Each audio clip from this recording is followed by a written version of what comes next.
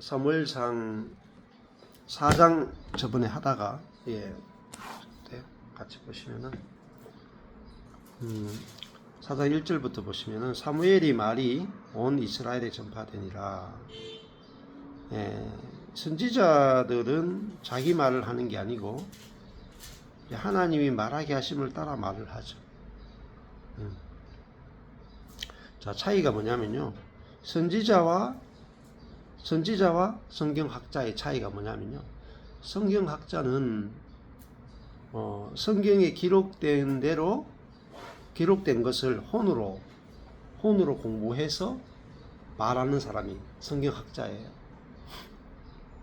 그러니까 성경학자는 틀릴 가능성이 있어요. 왜냐하면은 아무리 성경을 봐도 그 성경이 진짜 말하고자 하는 것을 못 찾을 수도 있고, 예수님 당시에 보면은 율법학자, 서기관, 제사장, 바리새인들이 성경이 있음에도 불구하고 다 성경을 오해했죠.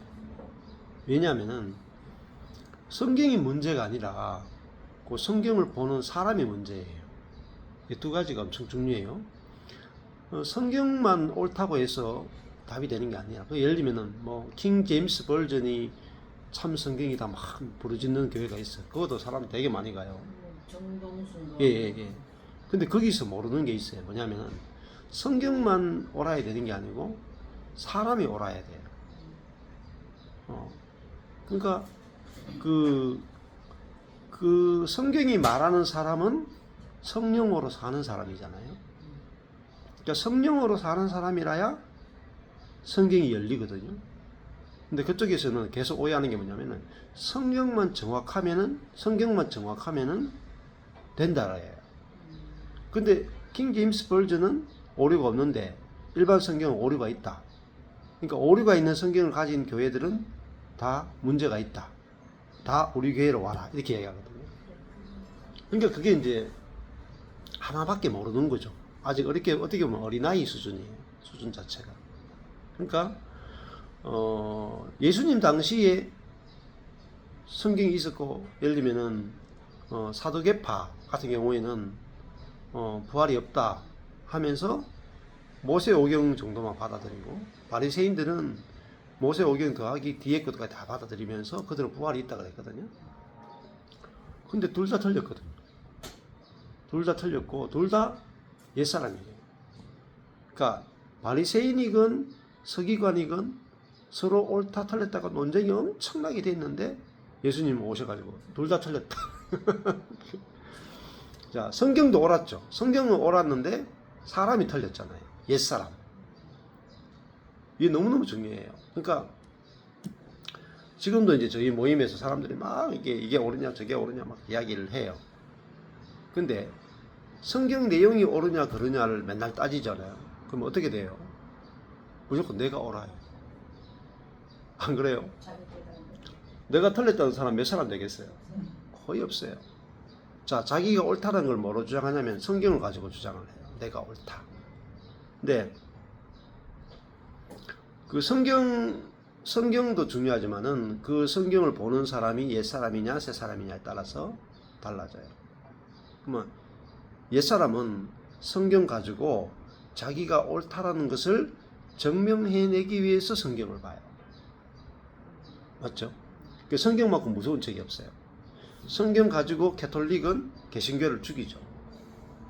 이단 개신교도 캐톨릭을 공격하고. 그래서 종교 전쟁이 무서운 거예요. 그래서 성경도 중요하지만은 그 성경을 보는 사람이 옛사람이냐 새사람이냐에 따라서 이게 죽이느냐 살리느냐 결정됩니다. 새사람은 성경을 가지고 살리는 사람이고 옛사람은 성경 가지고 자기가 옳다면서 남을 죽이는 사람.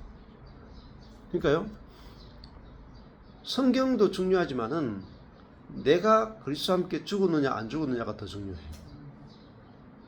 그렇잖아요. 내가 안 죽은 사람이면 성경 가지고 자기를 정당화하고 남을 죽이는 일에 쓰게 돼요. 그러면 대화가 안 되죠. 내가 죽은 사람은 상대방이 이야기하면은 그 이야기를 듣고 내가 들을 수 있거든요. 잘 듣고 내가 틀릴 수도 있다, 내가 틀릴 수도 있다를 가지고 이야기를 해요. 너무너무 중요한 거예요. 자, 내가 옳다라는 사람이 죽었잖아요. 내가 옳다라는 게 옛사람이죠. 그리고 내가 내 지혜를 신뢰하는 사람이 옛사람이잖아요. 그렇잖아요. 자기 지혜를 신뢰하는 사람이 옛사람이잖아요. 근데 자기 지혜를 신뢰하는 사람이 죽고 이제는 나는 모릅니다 하는 그 사람으로 주님의 지혜가 나오는 사람이 새 사람이잖아요. 너무너무 중요해요. 근데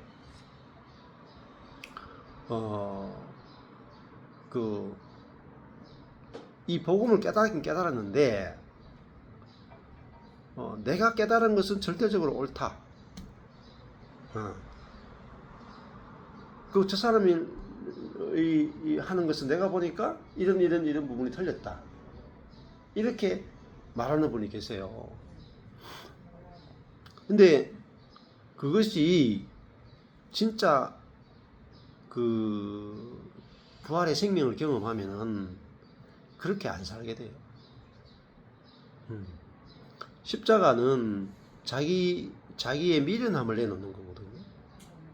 고린도전서에서 바울이 나는 나의 약함을 자랑한다 그랬잖아요. 그게 부활 생명이에요. 그 약함 속에는 뭐가 되냐면 자기의 미련함이 들어가거든요.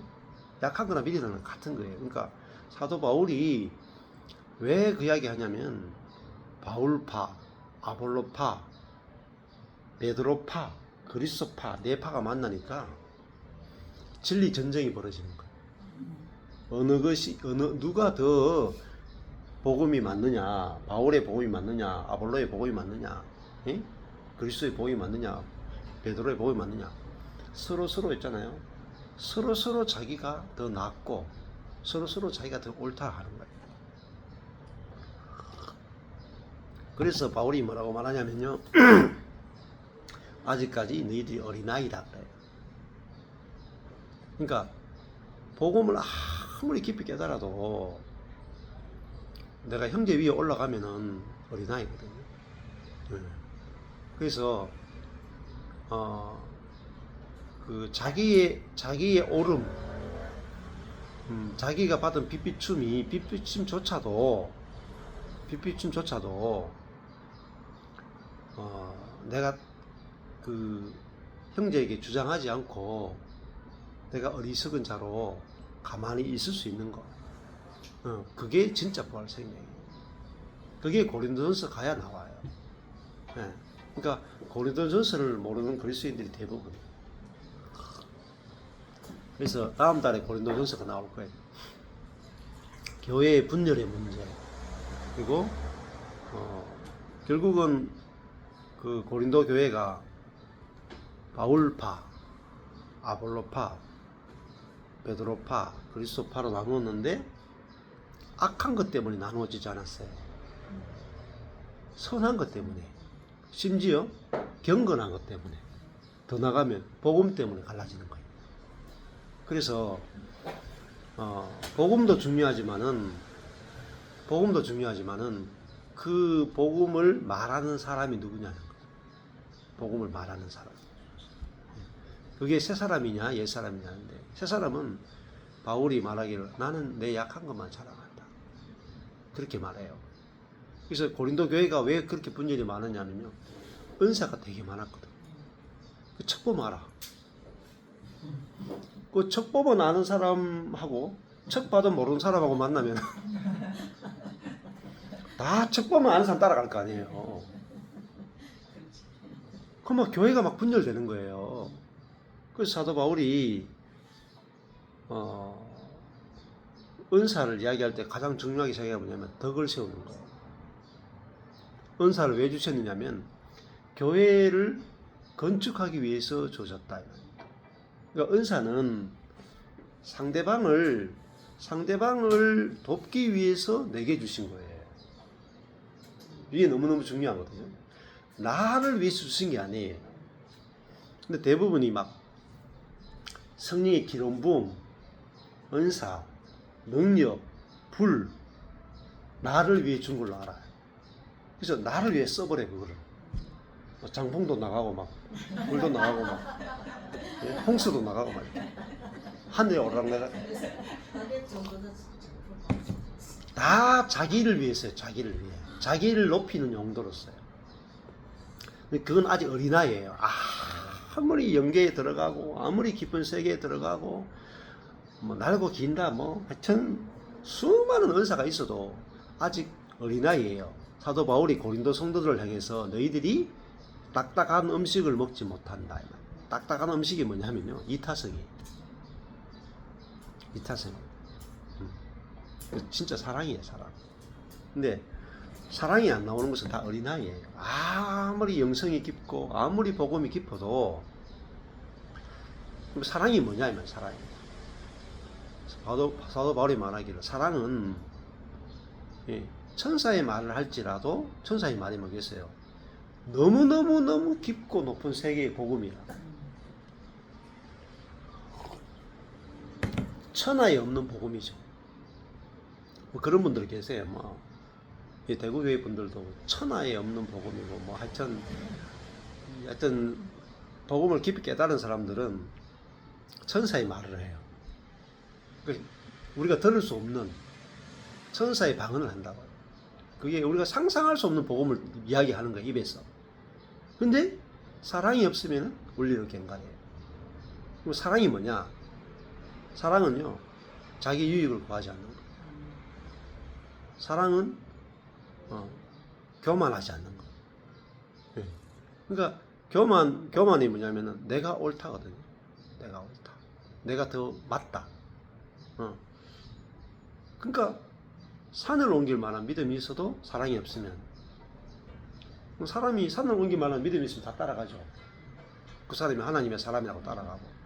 천사의 말, 주의 이름으로 선지자 노릇한다. 그러면 엄청난 복음을 이야기해요. 그럼 다 따라가요. 근데 뭘로 안 보냐면 사랑을 안 봐요. 사랑. 그러니까 교리보다 더 중요한 건 사랑이거든요. 사랑은 뭐냐면 그리스도 자신이에요. 그리스도에 대한 교리가 중요한 게 아니고 그리스도에 대한 교리는 누가 더 탁월할 수도 있어요. 근데 그리스도 자신이 없을 수 있단 말입니다. 우리는 내가 죽고 그리스도가 살잖아요. 교리가 사는 게 아니에요. 그러니까 그리스도 자신이 살면은 사랑이 나와요.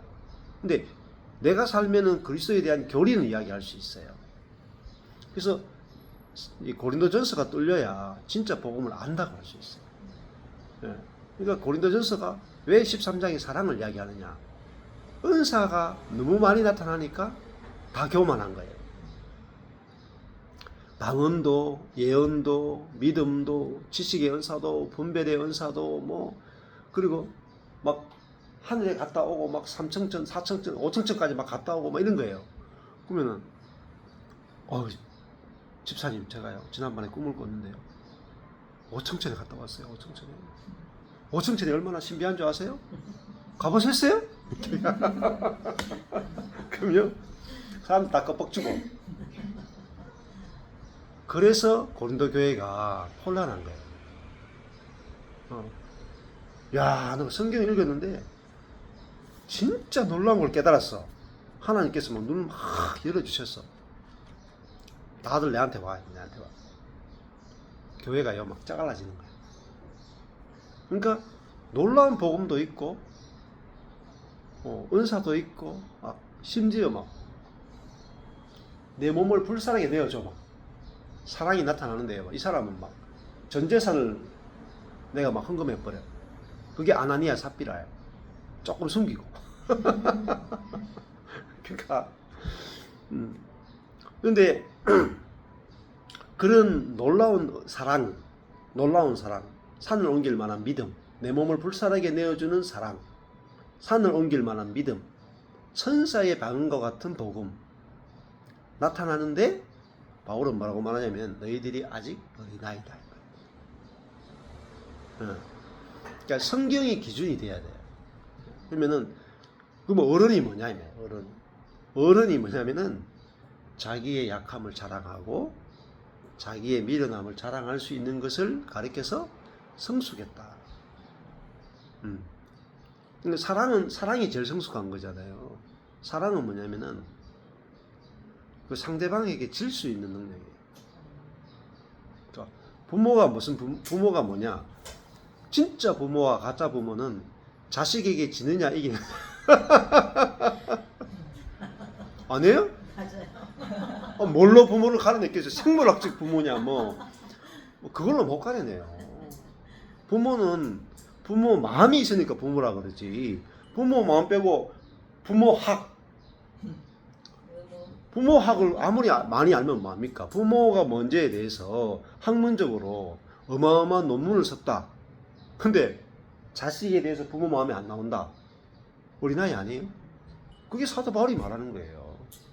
그리스도에 관한 지식, 복음에 관한 지식, 그죠? 성경을 아는 지식 아무리 많으면 뭐합니까? 그리스도의 마음이 안 나오는데. 그렇잖아요? 예. 그러니까 사람들이 어디에 빠지냐면 현란한 드리블에 속는 거야. 그 현란한 혼에 현란한 거 있잖아요. 혼에 현란함에 속는 거예요. 그냥요. 복음은요 그냥 살아봐야 돼. 부딪혀봐야 돼. 그래서 저도 하나님께서 이 복음을 알게 하신 다음에요. 계속 순례를 시키는 거예요. 십자가 복음을 소위 전한다고 하는 많은 교회들을 순례를 시켜요. 제가 간 게 아니에요. 하나님께서 끌고 다녀서 그래서 간 곳이 뭐 십자가 복음도 있고 뭐 나무 모임도 있고 뭐 대구 교회도 그 중에 하나고 하여튼 그 잔노 교영도 그렇고 뭐 수많은 어떤 지방 교회도 그렇고 책도 만나기도 하고 수많은 걸 다녀보면서 뭘 만져보기를 원했냐면 그 실제 사랑. 응? 만났을 때 하나가 되느냐. 하나. 그 사람과 내가 그리스도 안에서 만났을 때 만나자마자 와 우리 형제네요 하고 뭐가 안 나와야 되냐면요.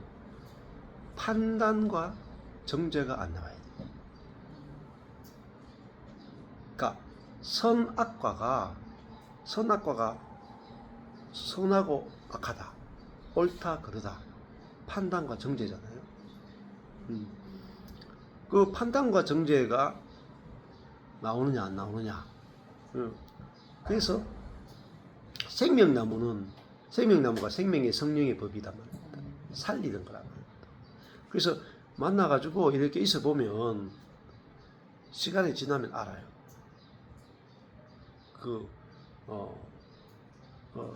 살리는 게 나오는지 판단과 정죄가 나오는지 어떤 사람은 분별이라고도 이야기하는데 분별이라는 이름으로 판단과 정죄하기도 교만이 나오는지 겸손이 나오는지 그건요 만나봐야 합니다. 그래서 제가 말들이 너무 현란해가지고 가서 딱 은혜 받고 가봤거든요. 근데 딱 만나보면요 교제가 안 돼. 교제가 안 되는 것은 다 실제가 아니에요. 실제가. 옆에 사람하고 교제가 안 되고 근데 가장 중요한 게 있어요.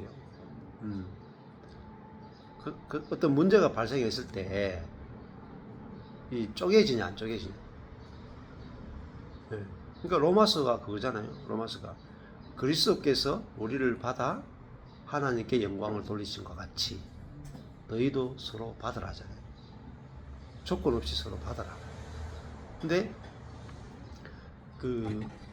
그리스도께서 우리가 뭐 정통이라서 받았고 우리가 뭐 의로워서 받았고 그런 게 아니잖아요. 우리가 연약할 때 우리가 죄인 되었을 때 심지어 원수 되었을 때 우리를 받으셨잖아요.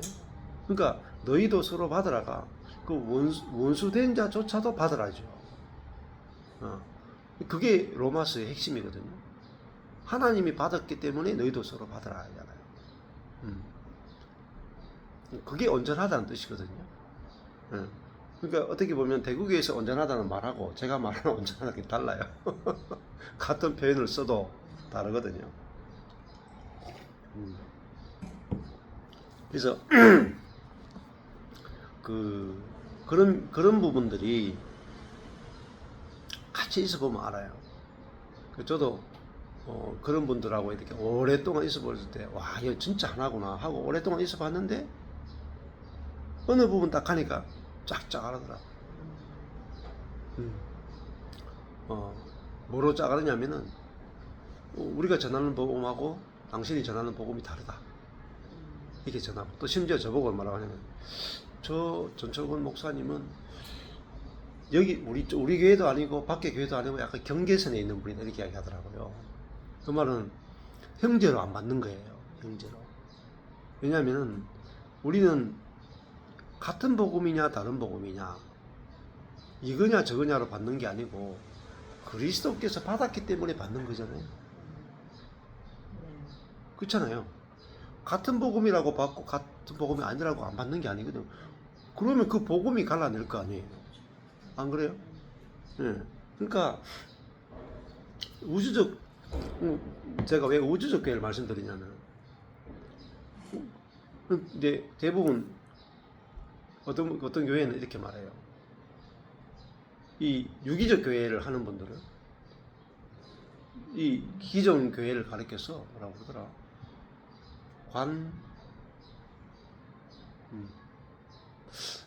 이름 부르는 게 있어요. 제도적 교회. 네.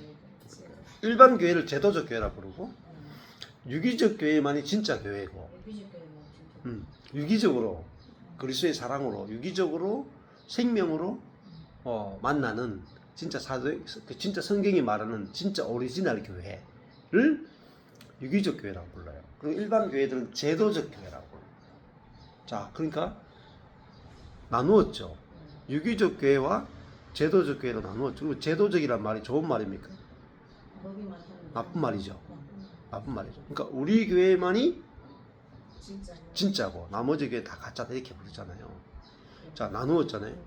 지방교회는 이렇게 나눠요. 지방교회는 진짜 생명 있는 교회고, 일반 교회는 정교회에 속한 교회라고 불러요. 그 표현 자체가 그렇게 써요.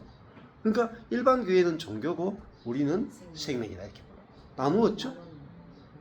그 나누면요, 어린아이예요. 그게 바울파, 아볼로파, 개바파, 꽉 그거예요. 근데 고린도서를 아무리 읽어도 그 말이 그 말인지 모르는 거예요.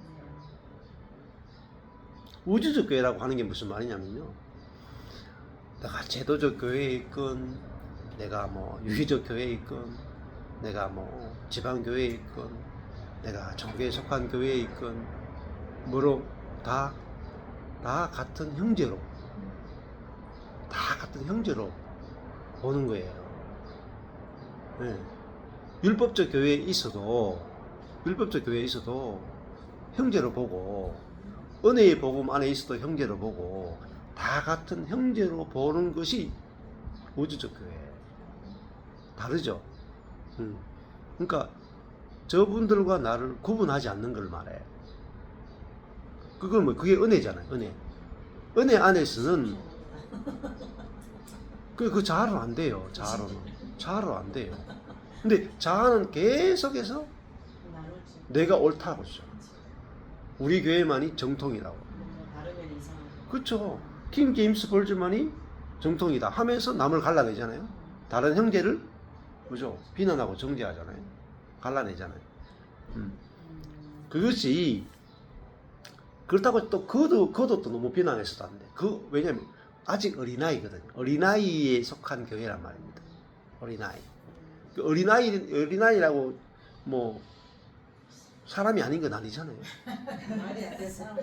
말이 안 통하고 아직까지 어려서 똥도 싸고 오줌도 싸고 뭐 그렇지만은 그 사람이잖아요. 그러면 그거 귀엽게 봐야 되죠. 뭐 귀엽게. 귀엽잖아요. 화도 좀 나죠. 좀 화도 똥 싸고 오줌 싸니까 화도 나긴 나지만 아직 어리잖아요. 그러니까 어리니까 품고 가는 거잖아요. 그죠? 그래서 로마서에서 그리스도께서 우리를 받아 하나님께 영광을 돌리신 것 같이 너희도 서로 받으라. 그러잖아요. 그러니까 달라도 서로 받고, 자유의지냐 노예의지냐 달라도 받고, 뭐 캘빈주의냐 알미니안주의냐 이거 나누긴 나눠야 되지만, 그래도 나눈 다음에라도 그 다음은 성령으로 살면 그걸 받으라. 그래서 그 이야기를 하는 거예요. 근데 이 말조차도 못 알아듣는 사람이 태반입니다. 태반. 예. 그래서 이거는 내가 어린아이의 신앙이었다가 어른의 신앙으로 가봐야 알아지는 거잖아요. 그 바울은 지금 딱딱한 음식을 먹을 수 있는 수준이잖아요. 근데 고린도 교회 성도들은 아직 딱딱한 음식을 못 먹어요. 그러니까 딱딱한 음식을 못 먹는 게 뭐냐면은, 더 쉽게 설명하면은 형제를 못 먹는 거예요. 그러니까 바울은 율법에 속한 사람도 율법에 자기가 율법을 가지고 먹고, 율법이 없는 자들에게는 율법이 없는 자 같이 하고, 그러면서 어떤 형제건 자매건 바울은 다 먹을 수 있단 말입니다. 근데 고린도 성도들은 바울파는 아볼로파를 못 먹고, 아볼로파는 베드로파를 못 먹고, 베드로파는 그리스도파를 못 먹고, 그리스도파는 또 바울파, 아볼로파, 게바파를 못 먹는 거예요. 그래서 교회가 서로 자기가 옳다고 착착착 갈라지는 거예요. 예. 그래서 바울이 고린도서 13장에 가서 사랑을 이야기하는 거야. 사랑. 야, 응? 제일 중요한 거는 사랑이야. 사랑이 없으면 응? 믿음도 패하고, 그죠? 믿음도 패하고, 심지어 모든 것은 다 없어지는데 믿음, 소망, 사랑은 남지만 제일 마지막에 남는 게 믿음도 없어지고 소망도 없어지고 마지막에 남는 건 사랑밖에 없다. 사랑이 제일이다. 그렇게 이야기.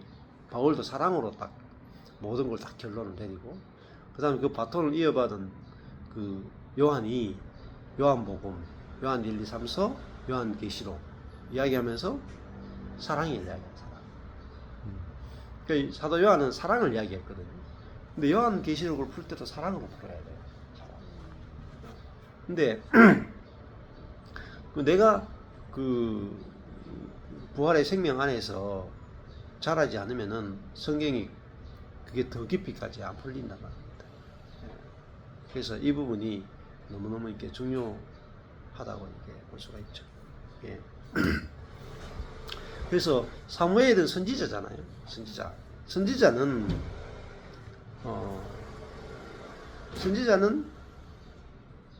하나님, 이 성경학자는 복음을 말해요.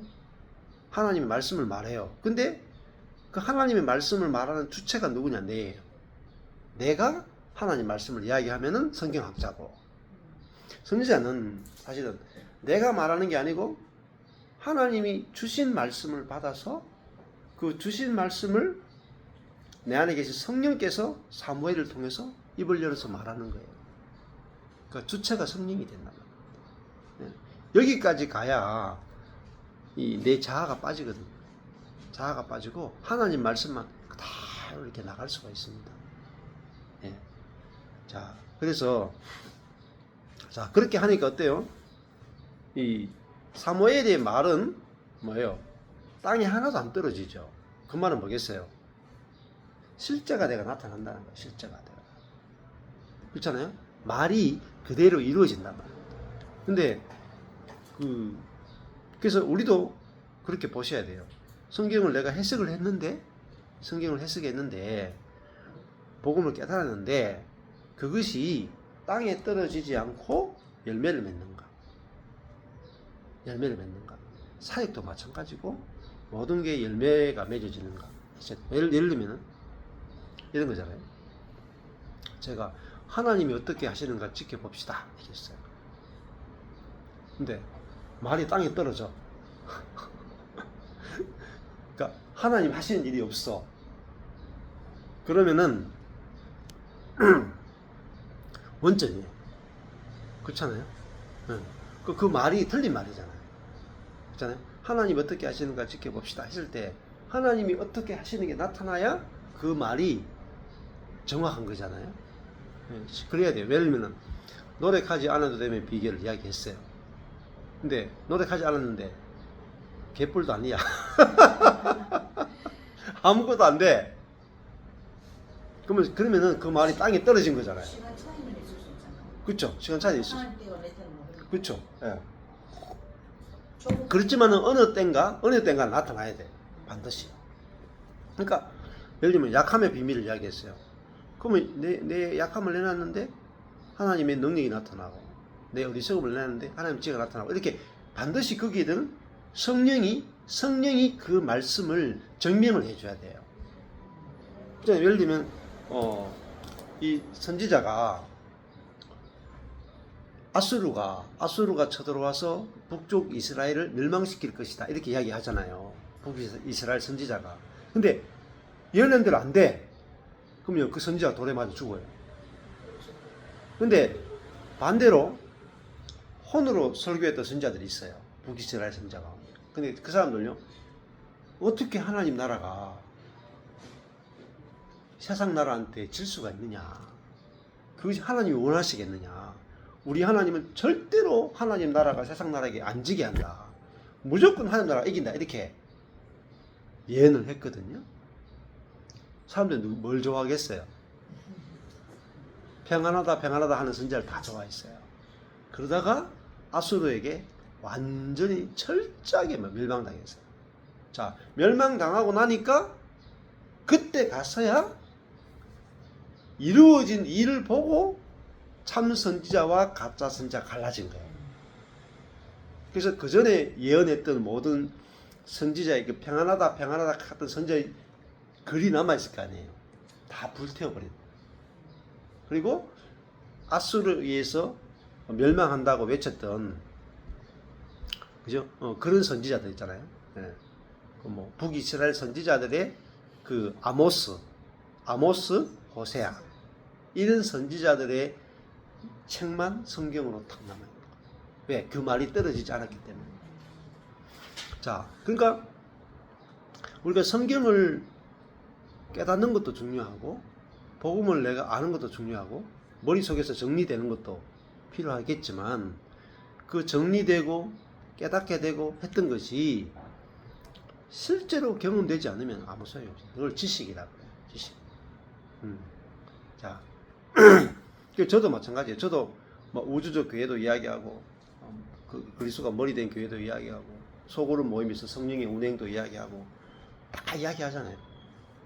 근데 경험이 안 되면은 제 말 하나도 제 말을 들으시면 안 돼요.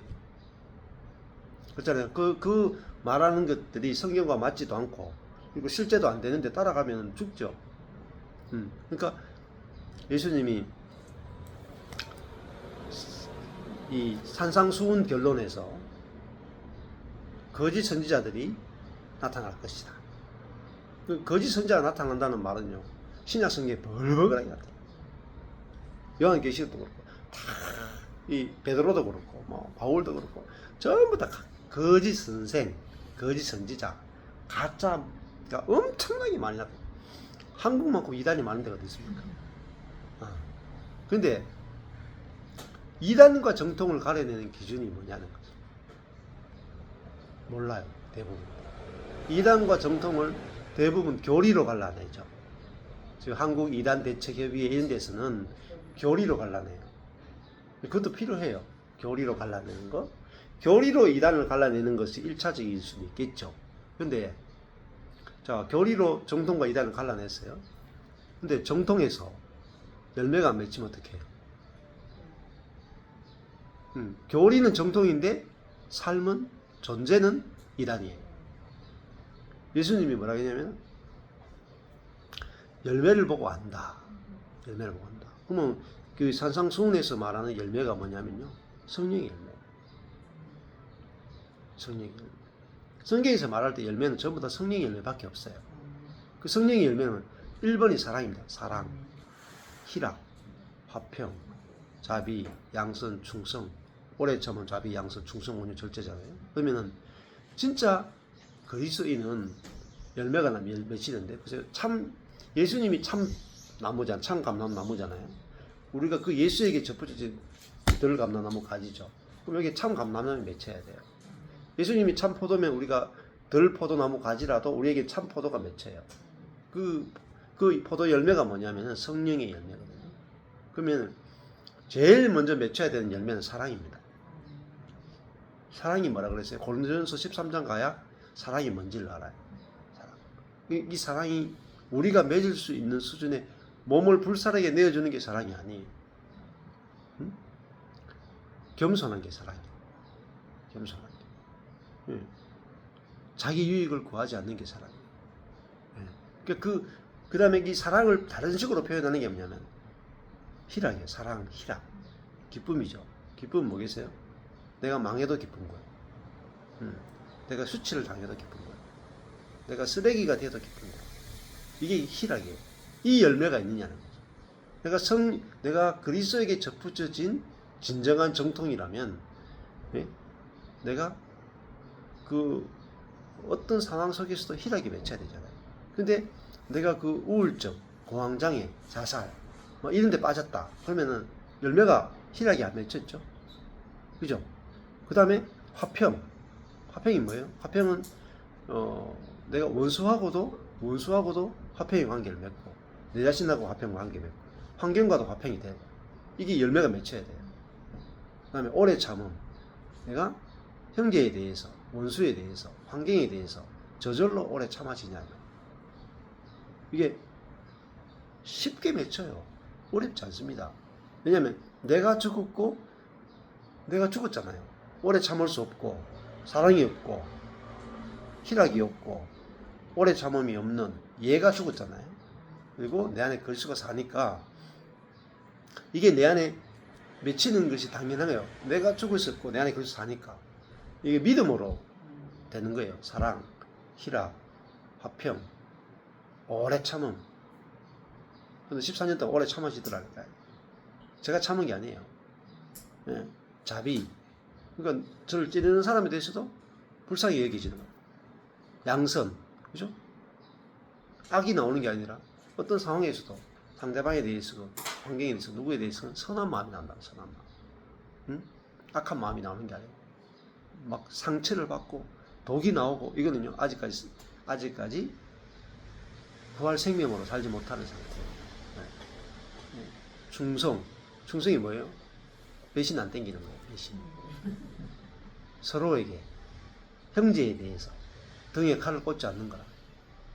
응? 자비도 없고, 충성. 믿을 수 있는 거예요. 믿을 수 있는 거. 베드로도 배신 땡기죠.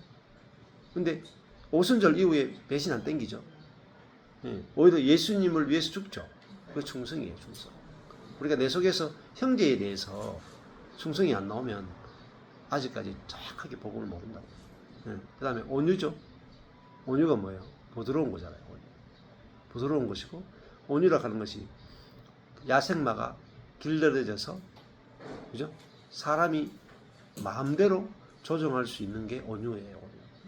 그 온유는 성령이 나를 통해 살면은 내가 다스려지거든요. 하나님께도 다스려지고 사람에게도 다스려지는 거예요. 그게 온유예요. 그러니까 아내에게 다스려지는 거죠. 남편이 아내에게 고분고분해지는 거예요. 부드러워지고 아내 밑으로 들어가고 남편도 절거이 복종하는 거예요. 절거이. 그러니까 뭐 너무너무 부드러워지는 거예요. 이번에도 제주도 가니까 아이고 뭐 자매들이 막 얼마나 부드러운지 막 율법이 있고 자아가 있을 때는 딱딱하잖아요. 속에서 판단도 올라오고. 근데 막 그냥 부들부들해. 그냥 미역처럼 부들부들해. 남편이 녹아버려. 그러니까 어떤 행위로 녹이는 게 아니고 내 안에 그 그리스도가 곧 사랑이에요. 그리스도가 곧 희락이에요. 그리스도가 곧 화평이다. 그러니까 그리스도가 곧 오래 참음이에요. 그리스도가 곧 자비고 그리스도가 곧 양선이에요. 그러니까 내게서 그리스도의 온유, 그리스도의 자비, 그리스도의 화평, 그리스도의 뜻이 나오는 거예요. 내가 이걸 만드는 게 아니에요. 내가 자비해야지, 오래 참아야지. 이게 전부 다 율법이에요. 그걸 율법이라 그러는 거예요. 내가 성령의 열매를 훈련해서 맺겠다. 이게 다 율법이다. 죽어도 안 돼, 죽어도 안 돼. 근데 내가 죽어보나. 성령의 열매를 내가 맺으려고 했던 그 내가 죽은 거야. 그리고 성령이 성령이 내 안에 사니까 성령이 성품이 저절로 나오는 걸 수밖에 없잖아요. 안 그렇겠어요? 그 다음에 마지막에 절제죠, 절제. 절제는 컨트롤이잖아요.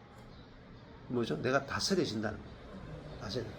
내 천연적인 자아도 다스려지고, 내 모든 것들이 내 안에 있는 그리스도에 의해서 다스려지는 거예요. 그러니까 그리스도가 나오는 거잖아요. 예. 이 열매가 중요하거든요. 그래서 뭐 저는 이제 이게 하나님께서 딱 이렇게 복음을 열어주시니까, 제가 전혀 노력하지 않았는데 이것들이 나오기 시작하면서요, 시간이 지나면 지날수록 더 많아져요. 점점 생명이 자라요. 그러니까 시간이 지나면 지날수록 더 쉬워져요. 사랑 나오는 것도 쉬워지고, 희락이 나오는 것도 쉬워지고, 자비, 충성, 온유, 절제. 가면 갈수록 이게 너무너무 더 열매가 많아지고, 커지고, 쉬워집니다. 그래서 이게 뭐예요? 보증으로 내가 구원받았다라는 보증으로 성령을 주신 거잖아요. 그러니까 구원의 보증은 죄사함의 확신이 아니에요. 구원의 보증은 성령입니다. 성경을 자세히 보셔야 돼요. 구원파들은 막 죄사함의 확신을 가지고 구원받았다고 막 날뛰는데 그건 일부분이에요.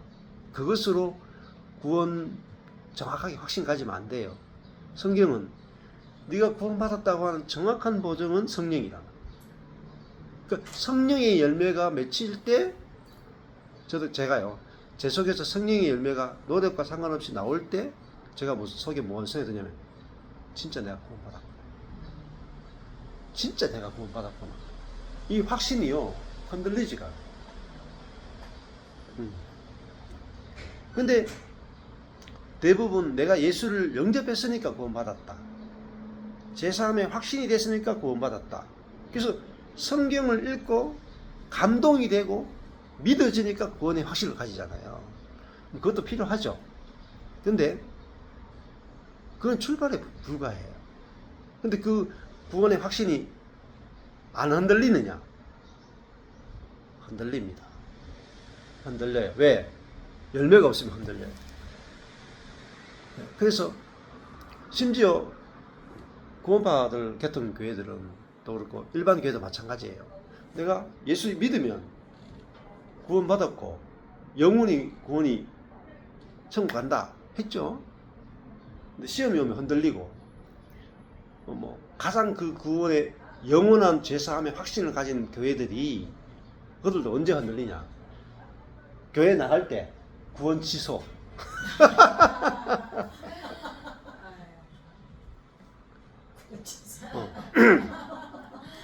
말도 안 되는 짓들을 하고 있단 말이에요. 왜 그러냐면 구원의 확신은요, 전국적으로요, 성령이에요.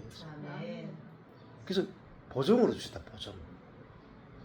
그래서 진짜 내가 전혀 노력하지 않았는데 성령의 마음이 나오는 거예요. 근데 이게 사실은 정확하게 복음이 들리면은 모든 그리스도인들이 이게 적시되는 거예요, 적시.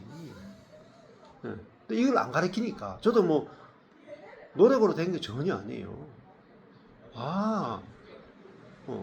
성령이 내 안에 오셨구나. 그리고 성령께서 내가 구원받았다는 것을 내가 증명하고 싶은 게 아니고 성령께서 증명해 주고 싶은 거잖아요. 내가 너를 구원했고 내가 네 안에 살고 있고 그거 알려주기 위해서 막 보증해 주신단 말이에요. 이걸 다른 예를 들면 이런 겁니다. 이제 자매들이 여기 다 애를 다 낳아보셨잖아요. 그러면 애 임신을 딱 하면은 이놈의 새끼가 뱃속에 있는데 자기가 존재한다는 걸 알리기 시작해요. 제일 먼저 알리는 게 뭐냐? 입덧입니다. 입덧 할 때는 벌써 뭐 어떤 사람은 1개월부터 시작한 사람도 있고 2개월부터 입덧이 시작하고 막 이러잖아요. 입덧을 굉장히 빨리 시작하잖아요. 근데 그때는요, 애가 있는지 없는지도 몰라. 여자분들이 생리하는데 뭐 규칙적으로 하는 사람들이야 생리 안 하네? 임신하는 게 아닐까 이렇게 알지만은 불규칙적인 생리하는 사람은 6개월에 한 번 뭐 이런 사람들 1년에 한 번 생리하는 자매들도 있잖아요. 그런 분들은 생리 안 한다고 해서 애가 있는지 없는지 전혀 모르잖아요. 자기 속에 생명이 왔는지 전혀 인식을 못 해요. 근데 어떻게 아느냐? 입덧으로 알아요. 입덧. 그러니까 입덧은 내 속에 생명이 아기가 자기가 속에 있다는 것을 보증해 주는 거야. 마찬가지로 우리가 구원을 받은 것은 우리 속에 성령이 나를 통해 사시는구나, 이렇게 이제 이야기가 되는 거예요. 예. 그리고 내 안에 계신 성령을 경험하는 거죠. 예. 그래서 이제 이것도 사람들 참 제가 이 이야기를 하니까 사람들이 이제 또 아유 이단이다 뭐 이렇게 해서는 그 중에 오해되는 게 중에 하나가 이거예요. 예수님이 다 이루셨다. 다 이루셨다가 복음이잖아요. 예수님이 십자가에 죽고 부활하고 성천하고 성령을 보냈죠. 이게 다 이루어진 거예요. 누구에게 보냈냐면은 우리가 믿기도 전에 2000년 전이잖아요. 2000년 전에 예수님이 우리를 위해서 전 인류를 위해서 죽고 전 인류를 대신해서 부활하고 전 인류를 대신해서 하늘에 안침받고 전 인류를 대신해서 성령을 보냈다고. 전 인류에게 성령을 보냈다고. 2000년 전에 보낸 거예요. 그래서 뭐가 시작됐어요? 새 하늘 새 땅, 새 시대가 시작된 거예요. 그래서 주님이 다 이루셨다는 관점에서 저는 모든 사람에게 성령이 왔다라고 이야기하는 거예요. 예수 믿기 전에도 성령이 와 있다 이렇게 이야기하는 거예요. 근데 이걸 이제 만인구원론이라고 이야기하는 거예요. 그거 달라요. 만인구원론은 내가 복음을 믿지 않아도 자동으로 구원이 이루어진다는 거예요. 근데 복음은 믿지 않으면 안 이루어져요. 듣고 믿음으로 구원을 받잖아요. 맞죠? 은혜가 뭐예요? 죽고 부활하고 성천하고 성령을 보낸 그것이 다 이루어졌다. 그죠? 그러면은 우리에게 이미 내가 자아가 죽었어요, 안 죽었어요? 죽은 거예요. 부활했어요, 안 했어요? 부활했어요. 성천했어요. 성령을 받았어요. 이게 다 이루어져 있단 말입니다. 이루어져 있다를 들을 때 이게 체험돼요. 근데 이게 듣고 믿어지지 않으면 체험이 안 돼. 그렇죠. 그러면 이제 또 물어요. 저한테 묻는 거, 이래 묻는 거. 뭐 안 믿어도 이루어져 있으니까 되는 거 아닙니까? 안 돼요. 예. 이걸 이제 복음의 관점에서 설명하는 거하고 율법의 관점에서 설명하는 거 달라요. 율법의 관점은 뭐냐면, 율법의 관점은 내가 예수님을 영접해야 성령이 오신다. 이렇게만 생각하는 거예요. 근데 이걸 율법적 관점이에요. 복음의 관점은 성령이 이미 와 있다. 오순절 성령께서 하늘에서 내려오셨잖아요. 아버지가 약속한 성령이 이미 2000년 전에 오순절을 내려오셨잖아요. 내려와 있는 거예요. 성령이 와 있는데 우리가 그것이 와 있다가 복음은 이루어졌다가 이루어진 것을 믿는 게 복음이에요. 자, 예를 들어볼까요? 마이클 호턴이 이렇게 설명한다고. 동성애자한테 예수 믿는데 동성애자야. 그러면은 침례교 계통에서는 이렇게 설명하죠. 회개해라. 동성애를 회개해라. 그래야 용서받고 네가 천국 간다거나 그래야 용서가 된다. 네가 회개하지 않고 교회에 들어올 수 없다. 동성애자라서. 그래서 이 부분을 강조해요. 성경에도 보면은 치리하라 그러지 않았느냐. 죄를 지으면 회개하라 그러지 않았느냐. 그러니까 동성애자들한테, 예수 믿는 동성애자들한테 회개하고 교회에 와야 된다. 이렇게 가르치는 거예요. 요런 식의 접근 방식을 율법적 접근 방식이라 그래요. 근데 개혁주의,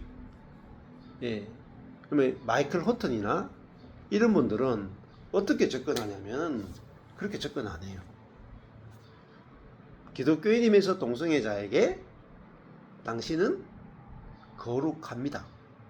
그로 접근해요. 당신은 이미 그리스도 안에서 거룩한 자입니다. 동성애와 상관없어요. 거룩한 것은 하나님이 이루신 일이잖아요. 그리스도로 말미암아 우리를 거룩하게 하셨고 의롭게 하셨고 심지어 의로운 그리스도가 내 안에 살고 있고 거룩한 성령이 내 안에 살고 있기 때문에 동성애를 하느냐 안 하느냐와는 거룩과는 일단은 상관이 없어요. 그게 온전하다는 의미예요. 이 온전하다는 의미는 대국에서 온전하다는 말과 완전히 달라요. 거기서는 뭘로 온전하다? 거기는 그냥 피조물이면 온전하다는 뜻이에요. 하나님이 사람을 피조물로 만들었기 때문에 피조물이면 온전하다는 뜻이에요. 그거하고 달라요. 그러니까 여기는 전적인 부패를 이야기하지 않아요. 근데 인간이 연약하고 약한 그것이 온전하다 이렇게 이야기하는 거예요. 저도 이게 있어요. 왜냐하면 성경이 이것도 이야기하니까. 그렇지만은 제가 이야기하면은 이쪽에서는 전 목사는 우리가 전하는 복음하고 다르다고 짝 갈라진다니까요. 제가 갈라진 거예요. 같으면 그분들하고 계속 교제했겠죠. 다르니까 저를 갈라낸 거 아니에요. 제가 갈라진 건 아니에요. 그러니까 그래서 마이클 호튼이 그 동성애자가 자기 부모한테 버림받았거든요. 기독교인 교회와 부모는 버림받아. 그래가지고 오다가 마이클 호튼 만난 거예요. 마이클 호튼은 야 네가 거룩해. 네가 아무리 동성애를 뭐 1000년을 하고 살아도 너는 거룩하고 온전해. 왜? 그리스도가 너를 거룩하게 했고 그리스도가 너를 온전하게 했기 때문에. 그러니까 이 형제가요 동성애가 다 끊어진 거예요. 동성애를 끊으라고 이야기할 때는 안 끊어졌거든요. 지금 한국 교회들이 동성애 반대, 차별금지 반대 이거 엄청나게 많이 하잖아요. 이게 전부 다 율법적 접근 방식. 동성애 반대한다고 동성애 안 합니까? 동성애나 모든 죄를 이길 수 있는 것은요 거룩하다에서 출발해야 이게 온전하다에서 출발해야 이게요. 이게 정통 개혁적이에요. 그러니까 그 말 걷더니 그 친구가 왔을 때 너는 거룩해. 성령이 네 안에 살고 계셔. 너는 거룩하다. 그러니까 동성애가 다 끊어진 거다. 너무 기뻐가 집에 돌아가는 거야. 돌아가자마자 부모가 뭐라고 말하냐면 동성애 해 안 해? 동성애 하면 우리 집에 들어올 수 없어. 하고 계속 물어보는 거야. 집에 있는데 의심의 눈초리로 보고 네가 동성애 하면 더러운 인간이고 같이 못 있어. 동성애 안 하면 깨끗한 인간이니까 우리가 살 수 있어. 그러니까요 이 형제가 다시 동성애로 빠지는 거예요. 자살해버렸어요. 부모가 죽였네. 그렇죠. 동성애 하면 죄라고 하는 율법이 죽여버린 거예요. 보세요. 그 형제는 자기가 거룩하다. 그리스도께서 너를 거룩하게 하셨고 성령이 네 안에 계시니까 거룩하고 네 노력과 전혀 상관없이 노력 안 했잖아요. 동성애를 이기고자 노력 안 했잖아요. 근데 그 은혜가 그죠? 그 은혜가 동성애를 이기게 했거든요. 은혜가 상표같이 사망을 상표같이. 그렇죠? 자유의지로 어떻게 이겼어요? 아니에요. 자유의지로 죄도 못 이기고 중독도 못 이기고요. 근데 끊는 것도 자기 의지를 끊는 게 아니라 하나님 끊게 하셨잖아요. 그렇죠. 네. 하셨는데 왜 또 하나님께서는 왜 또 동성애를 가게 그게 또 약간 그러니까 그 복음이 아직 마이클 호튼이 전하는 복음이 아직 완성된 복음은 아니에요. 마이클 호튼은 이 은혜의 복음 있잖아요. 은혜의 복음을 가장 잘 설명하는 사람이에요. 근데 자아가 죽고 그리스도가 사는 복음까지 못 갔어요. 그러니까 이 형제가 정죄받지 않는 은혜의 복음 받았잖아요. 그러니까 정죄받지 않는 은혜를 받으니까 그 정죄받지 않는 은혜로도 그 안에서는 동성애를 이겨요. 근데 문제는 뭐냐면 내가 다른 환경에 갔죠. 정죄받는 환경에 가버리니까 이 형제가 자아로 살잖아요. 자아로 사는데 자아로 동성애를 하는데 은혜의 복음이 와서 정죄하지 않잖아요. 그러니까 자아로 사는데 정죄받지 않으니까 동성애가 끊어졌단 말입니다. 근데 집에 돌아갈 때 자아로 돌아갔죠. 자아로 돌아갈 때 정죄받죠. 그럼 다시 자아에서 동성애가 나와버려요. 그 마이클 호튼의 복음이 요 부활의 복음, 부활 생명으로 사는 복음까지는 아직 못 한 거예요.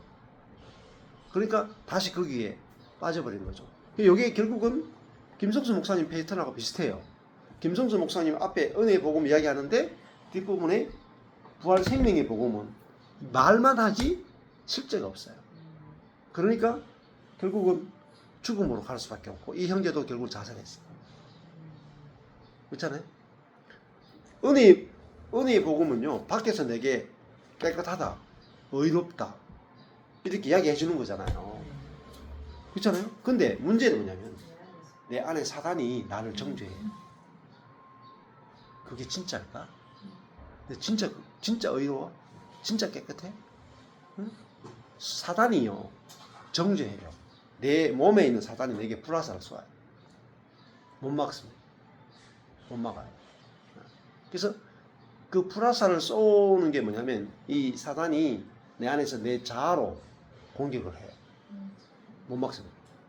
근데 내 자아가 그리스도와 함께 죽었다 해야 사단이 자아를 가지고 공격하거든요. 정죄하거든요. 근데 자아가 죽었고 그리스도가 산다. 이게 복음이 없었어야 돼. 그렇죠. 예. 완전한 해방을 못 누려요. 그래서 여기까지밖에 못 되는 거죠. 반쪽밖에 못 되는 거죠. 그러니까 저도 여기 은혜의 복음과 왜 은혜의 복음 더하기 이 십자가 부활의 복음을 이야기하냐면요. 둘 다 필요해요. 예를 들면 은혜의 복음은 모든 사람에게 다 전할 수 있어요. 모든 사람. 안 그래요? 자아로 살고 있는 모든 사람들에게는 은혜의 복음을 전해야 돼. 그렇죠? 그렇잖아요. 정죄하지 않으니까, 온전하다 그러니까 이걸 전할 수 있죠. 그런데 이것만으로는 인간의 모든 문제는 해결이 안 돼요. 그다음에 은혜의 복음을 이제 받아들인 상태에서 그 다음에는 이제 이 십자가의 복음을 이야기를 해주죠. 근데 어떤 사람은 바로 십자가 복음을 이야기할 수도 있어요. 왜? 이분이 겪고 있는 문제가 죄책감의 문제가 아니고 자아가 괴롭히는 문제라면 바로 십자가 복음을 전해요. 그래서 그 사람의 상태에 따라서 어느 부분을 이야기하느냐가 달라져요. 그래서 이 두 가지가 역동적인 관계를 알아야 내가 내 자신에게도 복음을 전할 수 있어요. 내가 막 정죄감에 시달릴 때는 은혜의 복음을 바로 쓸 수도 있고, 그 다음에 내가 죽었다라는 이것도 정죄에서 해방되는 길이에요. 내가 죽었으니까 정죄 받을 게 없잖아요. 이 두 가지가 같이 필요해요. 근데 우리가 그리스도의 십자가의 보혈로 말미암아 내 모든 죄가 씻어졌다, 영원히 죄사함 받았다, 요것만 있으면 그 다음에 어떻게 사냐면은 정죄감, 내가 영원히 죄사함 받았으니까 정죄감이 안 들죠. 그죠? 죄 짓고 나도 죄인이 아니니까 정죄감을 갖지 말라 그래요. 네 죄인이야, 의인이야? 너 의인이잖아. 영원히 재산 받아서 의인이니까 네 죄 짓고 나서도 죄책감 받지 마. 골 때리는 거예요. 그러니까 막 살아. 그렇다니까요, 실제로. 그러니까 이 성령으로 사는 삶을 모르는 거예요. 모르고 죄산만 이야기하는 거야. 그러니까 엄청난 탈세를 하고 불법을 막 행해요. 그리고 뭐 성추행도 하고, 교회 재산 뭐 30억 날리고 해도요, 정죄 안 해. 왜냐면 죄가 영원히 재산 받았으니까. 근데요, 측근은 재산 정죄 안 하는데 다른 사람들 다 정죄해버려. 골 때린다니까. 이게 이상한 집단이 만들어져 버린다니까. 예. 그러니까 이 두 가지 복음이 다 알아져야만 나도 살고 남도 살래. 그래서 제가 이걸 이제 복음을 두 가지 복음이 정확하게 하나님께서 알게 해주니까 이제 가는 곳마다 사람을 살리는 게 쉬워요. 1박 2일만 해도 살아나는 거예요. 네, 어느 복음으로 전해야 되는지, 이 사람의 문제가 뭐 때문에 왔는지 이 복음을 선명하게 보이거든요. 그래서 이런 부분들은 상담할 데가 없어요. 제가 그것 때문에 절망했잖아요. 정말 신앙의 깊은 부분은요, 물어볼 데가 없어요. 책에도 안 나와. 그러니까 나는 지금 문제를 겪고 있는데 책에도 안 나오고 만나서 상담할 사람도 없고, 물론 그때까지 좀 좁았었겠죠. 근데 주변에서 제가 뭐 전국을 다 돌아다녀 봤으니까, 근데 절망을 했는데 이제 이 복음을 다 경험하고 나니까 제 안에서 경험되는 모든 문제가 다 해결이 돼요.